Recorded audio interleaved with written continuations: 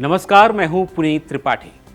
खबरों की तह तक में आज बात करेंगे प्रियंका गांधी की, रायबरेली से उनकी उम्मीदवारी में बीजेपी की भूमिका की, साथ ही बात राहुल गांधी की भी होगी।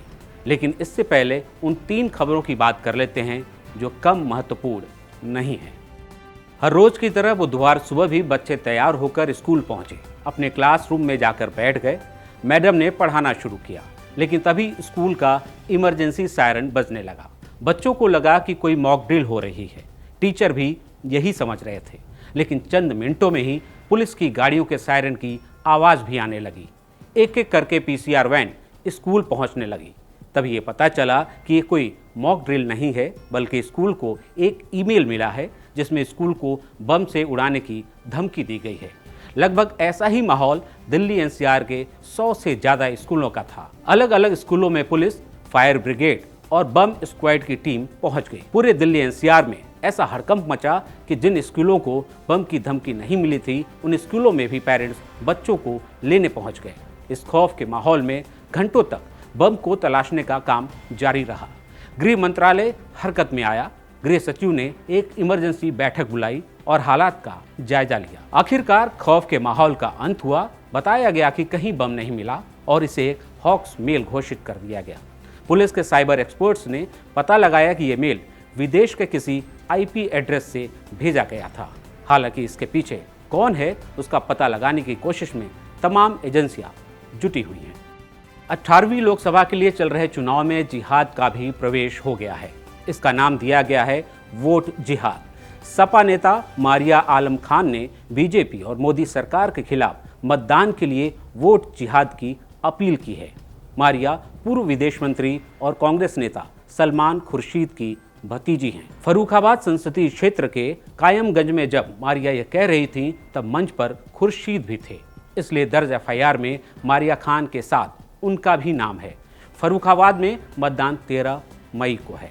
सुनिए मारिया आलम खान की वोट जिहाद की अपील। करोगे, इसलिए बहुत अकलमंदी के साथ, बहुत जज्बाती ना होके, बहुत खामोशी के साथ, एक साथ होके वोटों का जिहाद करो, क्योंकि हम सिर्फ वोटों का जिहाद कर सकते हैं और इस संघी सरकार को भगाने का काम कर सकते हैं। अमित शाह फेक वीडियो मामले में तेलंगाना के सीएम रेवंत रेड्डी बुधवार को दिल्ली पुलिस के पास नहीं पहुंचे। दिल्ली पुलिस को वकील के जरिए गोलमोल जवाब जरूर भेजा है। इसमें कहा है कि फेक वीडियो को जिस आईएनसी तेलंगाना ट्विटर अकाउंट से शेयर किया गया है, उसे वे संचालित नहीं करते। दिल्ली पुलिस ने जांच के लिए उनका फोन भी मांगा था, लेकिन वो उसे भी नहीं सौंपे। अब चलते हैं चुनावी शहमात के खेल में पहले आप की तह तक। कांग्रेस और बीजेपी में इस समय पहले आप का दिलचस्प खेल चल रहा है। इसके केंद्र में है रायबरेली, नेहरू गांधी परिवार की परंपरागत सीट। पिछले चुनाव में यहां से सोनिया गांधी विजयी रही थी। अब की लोकसभा चुनाव लड़ने के बजाय वह राज्यसभा चली गई हैं। ऐसे में रायबरेली के मतदाताओं को उनको उत्तराधिकारी चुनना है। मतदाताओं से पहले यह काम कांग्रेस से भी अधिक परिवार को करना है। इस फैसले में आ रही बाधा छोटी सी है, लेकिन बहुत दिलचस्प है। वो ये कि रायबरेली से कैंडिडेट की घोषणा बीजेपी भी रोक कर बैठी है। यानी बीजेपी रायबरेली में कांग्रेस के रास्ते पर ही है।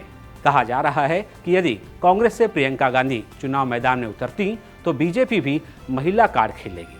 तब अदिति सिंह को मौका मिल सकता है। यदि प्रियंका गांधी चुनाव नहीं लड़ती हैं तो बीजेपी दिनेश सिंह या मनोज पांडे या फिर किसी अन्य को टिकट दे सकती है। उधर अमेठी में धुआंधार प्रचारों से स्मृति ईरानी ने मोर्चा संभाला हुआ है। वैसे भी 2019 में चुनाव जीतने के बाद से ही वो अमेठी में लगातार सक्रिय रही हैं।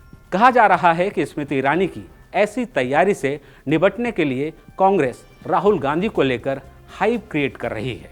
लेकिन इससे कितना लाभ होगा और कितना नुकसान, यह कांग्रेस ही बता सकती है। ये भी वही बता सकती है कि इसके पीछे 2019 जैसी हार का डर तो नहीं है। जो भी हो, नामांकन के लिए शुक्रवार तक का ही समय है। इसलिए स्थानीय स्तर पर कांग्रेस में बेचैनी बढ़ने लगी है। उसकी तैयारियों पर प्रत्याशी घोषित नहीं होने का असर पड़ने लगा है। अगर आप भी हमारे साथ जुड़कर किसी खबर की तह तक जाना चाहते हैं तो हमारे चैनल को सब्सक्राइब करें और इस वीडियो को शेयर और लाइक जरूर करें।